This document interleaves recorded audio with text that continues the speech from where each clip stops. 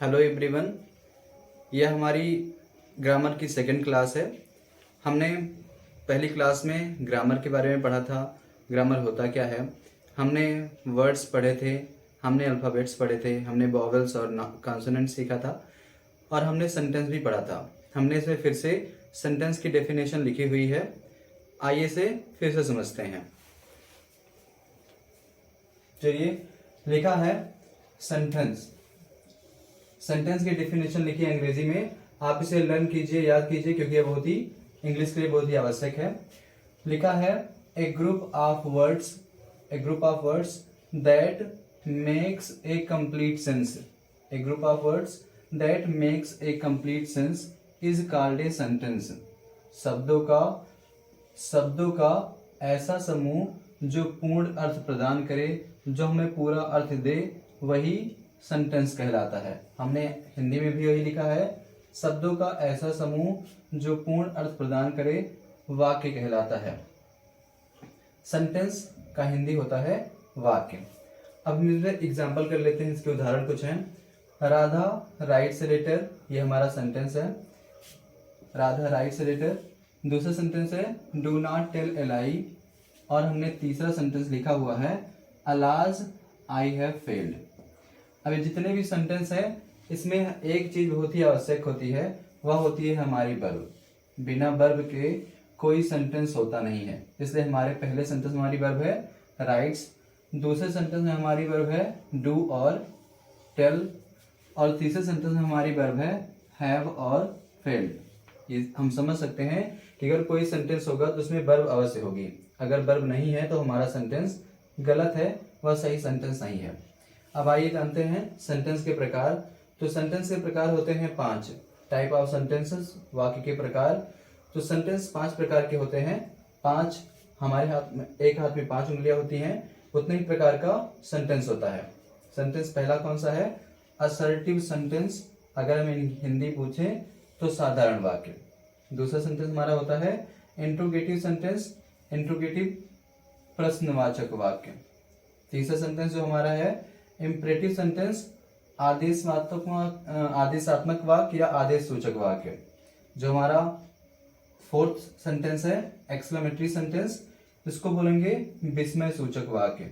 और जो हमारा फिफ्थ सेंटेंस है वह है ऑपरेटिव सेंटेंस, इच्छा सूचक वाक्य। सेंटेंस होते कितने हैं? 5। आपसे कभी भी कोई भी व्यक्ति पूछ सकता है सेंटेंस कितने होते हैं, तो आप बड़े आसानी से बता सकते हैं कि हमारे हाथ में जितने, एक हाथ में हमारी 5 उंगलियां होती हैं, उतने ही हमारे सेंटेंस होते हैं। सबसे पहली उंगली असर्टिव सेंटेंस, फिर सेकंड उंगली इंट्रोगेटिव, थर्ड बताइए इंपरेटिव, और फोर्थ बताइए एक्सक्लेमेटरी, और फिफ्थ बताइए ऑपरेटिव। साधारण वाक्य, प्रश्नवाचक वाक्य, आदेशात्मक वाक्य, विस्मय सूचक वाक्य और इच्छा सूचक वाक्य। अब हम सबसे पहले असर्टिव सेंटेंस को पढ़ेंगे। हमने यहाँ असर्टिव सेंटेंस की डेफिनेशन लिखी है। असर्टिव सेंटेंस होता क्या है? पहले हमने लिखा है इंग्लिश में, assertive sentences are those sentence that state a general idea or thought, a habitual action, a scientific fact or universal truth।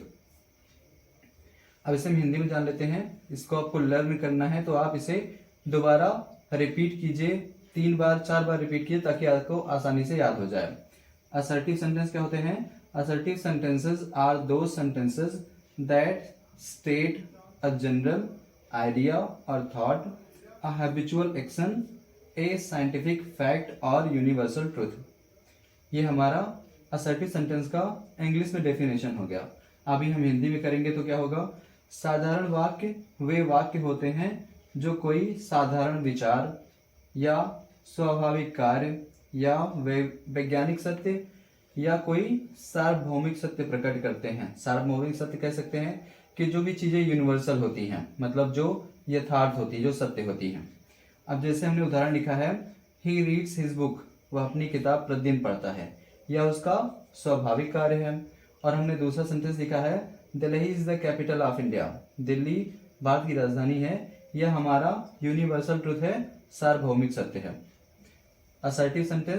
Assertive sentence are those sentences that state a general idea or thought, a habitual action, a scientific fact or universal truth। साधारण वाक्य साधारण वाक्य वे वाक्य होते हैं जो कोई असाधारण विचार, स्वाभाविक कार्य, एक वैज्ञानिक सत्य तथा सार्वभौमिक सत्य प्रकट करते हैं। हमने इसकी 2 एग्जाम्पल्स लिखे हैं। He reads his book daily, Delhi is the capital of India. अब जो हमारा असर्टिव सेंटेंस होता है, इसके भी 2 भाग होते हैं, इसके 2 पार्ट होते हैं। वो होते कौन से हैं? Type of assertive sentence, assertive sentence के प्रकार।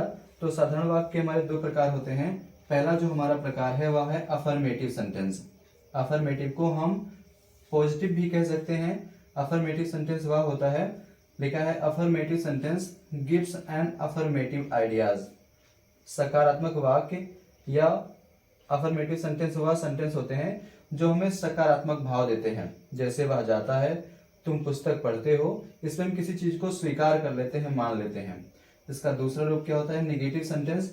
नेगेटिव सेंटेंस गिव्स ए नेगेटिव थॉट। नेगेटिव सेंटेंस वो होते हैं जो हमें नकारात्मक विचार का बोध कराते हैं, जिनसे हमें पता लगता है कि कोई भी काम नहीं होता है। जैसे वह पढ़ता है, इसमें काम किया जा रहा है, तो ये हमारा हो जाता है affirmative sentence.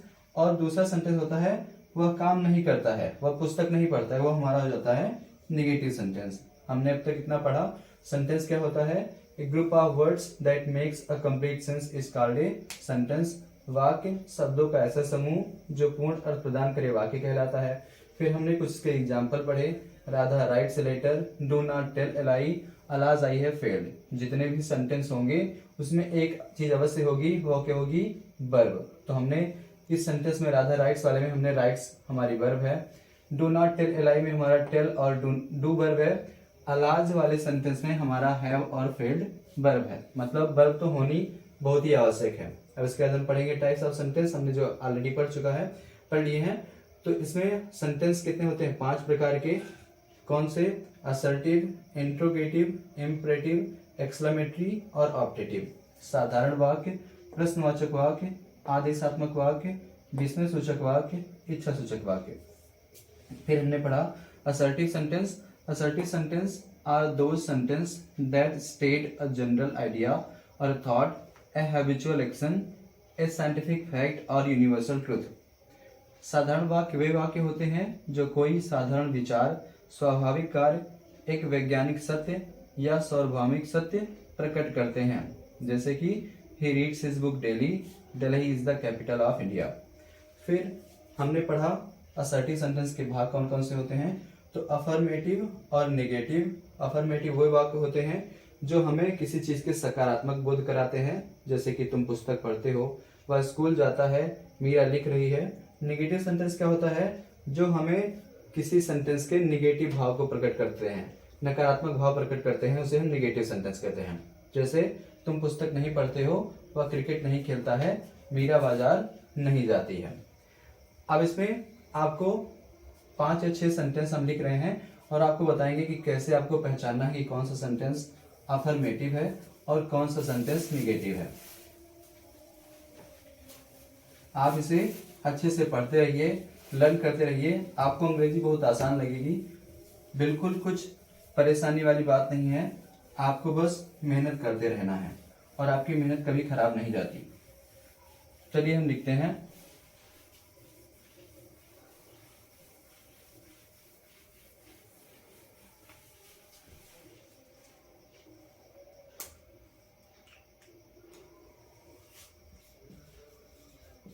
Rahul sings a song.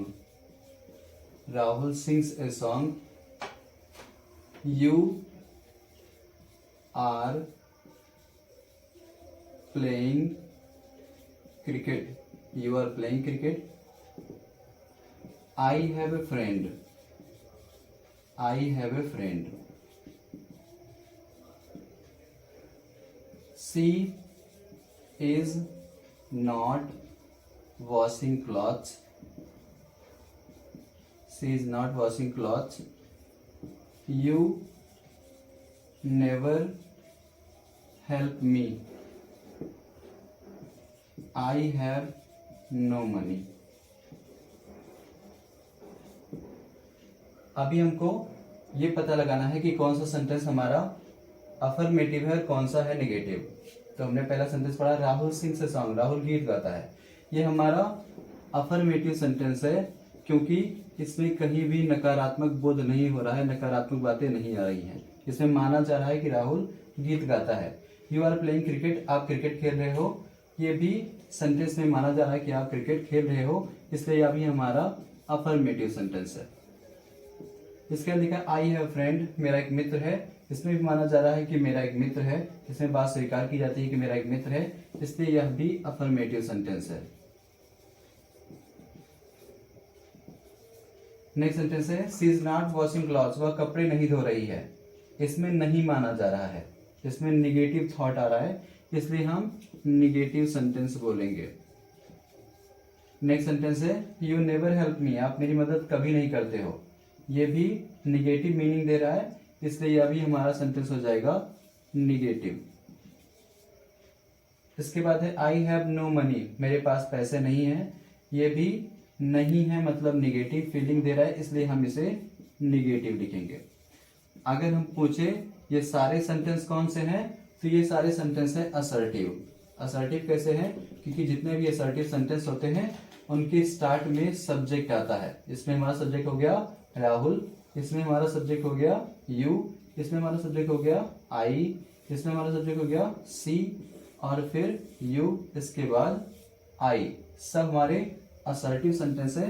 और हमने पढ़ा है कि असर्टिव सेंटेंस के दो भाग होते हैं, एक होता है अफर्मेटिव, अफर्मेटिव जो हमें सकारात्मक बोध कराए, और दूसरा होता है नेगेटिव जो हमें नकारात्मक बोध कराए। इसलिए हमारे इसमें जो तीन सेंटेंस है वो है अफर्मेटिव, और ये तीनों हमारे निगेटिव हैं।